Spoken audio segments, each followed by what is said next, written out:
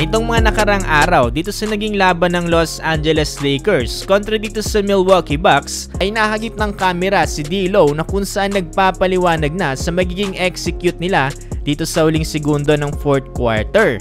Ano nga bang kanyang sinabi na kahit si LeBron James at Coach Darvin Ham ay nagtiwala sa kanya?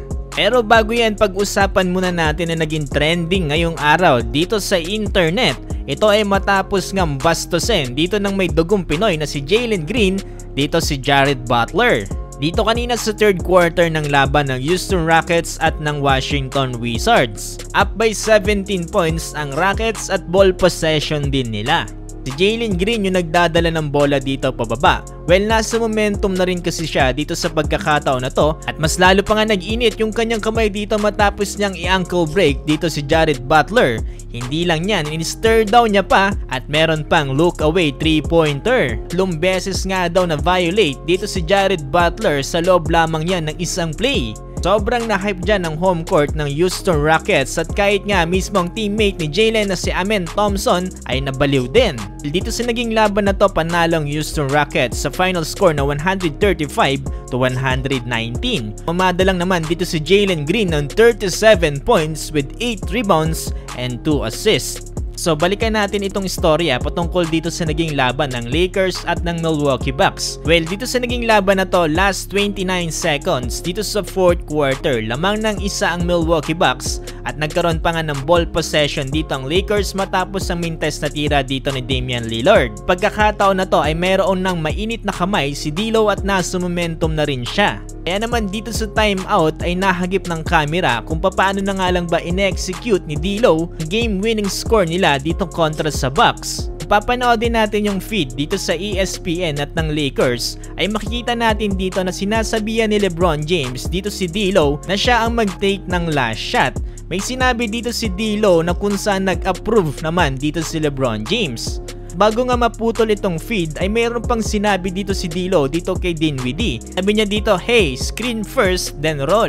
After niya, nakat ulit ng feed at napunta naman dito kay Coach Darvin Ham. Sabi niya pa nga dito kay D'Lo, hey, what we got? Ito na nga in-explain ni D'Lo kay Coach Darvin Ham kung anong kanilang gagawin kung saan sinang-ayunan naman ni Coach Darvin Ham at LeBron James. Bago maputol yung feed ay nag-focus yung camera dito kay AD at meron siyang player na sinasabihan na hey, pick and roll, pick and roll. At it turns out na si Rui Hachimura pala yung mag-i-inbound ng bola at ito din yung sinasabihan niya na mag-pick and roll.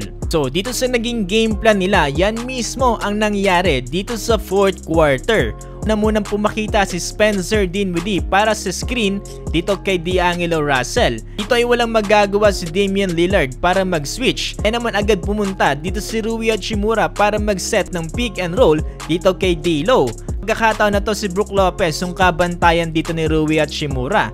Ito na nagkaroon ng confusion sa defender sa pick and roll para magkaroon ng counting space dito si D'Lo para sa isang floater.